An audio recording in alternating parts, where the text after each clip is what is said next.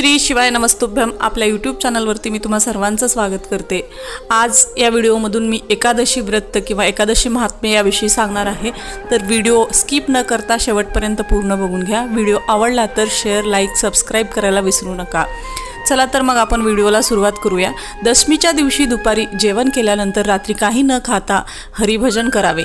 एकादशीला काही न खाता निराहार राहावे व द्वादशीला उपवास सोडावा। एकादशीला रात्रभर जागरण करून जो भगवंताचे पूजन करतो तो पापामधून मुक्त होऊन परमात्मातील परम गतीला प्राप्त होतो। जो मनुष्य एकादशी महात्म्य पाठ करतो त्याला 1000 गायी दान केल्याचं पुण्य मिळते। जो मनुष्य एकादशीचा उपवास करतो तो वैकुंठाला जातो, जेथे भगवंताचा निवास आहे। पृथ्वीवर अश्वमेध यज्ञ केल्याचे जे फळ मिळते त्यांच्या 100 पट फळ एकादशीचे व्रत आचरण केल्यास मिळते। हजारो यज्ञाचे अनुष्ठान एकादशीची तुलना करू शकत नाही। वेद पारंगत विद्वान ब्राह्मणाला 1000 गायी दान केल्याचे जे पुण्य मिळते त्यांच्या 100 पट अधिक पुण्य एकादशी करणाऱ्याला आहे। ज्यांच्या घरी रोज 10 ब्राह्मण जेवतात त्याला मिळणाऱ्या पुण्यापेक्षा 10 पट पुण्य एक ब्रह्मचर्याला भोजन दिल्याने मिळते। त्याच्यापेक्षाही 1000 पट दुप्पट विद्यादानाने मिळते। त्याच्यापेक्षा अधिक पुण्य एकादशीचे व्रत आचरल्याने मिळते।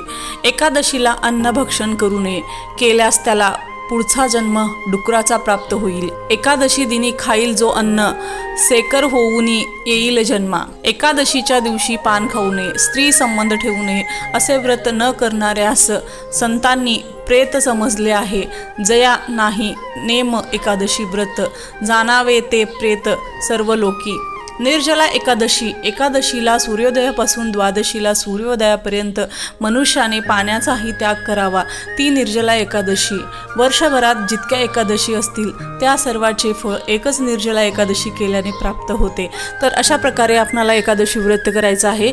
5 मोठ्या एकादशी येतात आणि प्रत्येक महिन्याला 2 पंधरवड्या एकादशी येतात। एकादशी केल्याचे पुण्य ज्याप्रमाणे प्राप्त होते त्याचप्रमाणे आपणाला एकादशी व्रत नियमाने केलं पाहिजे। व्हिडिओ आवडला तर लाईक, शेअर, सबस्क्राइब करायला विसरू नका। धन्यवाद।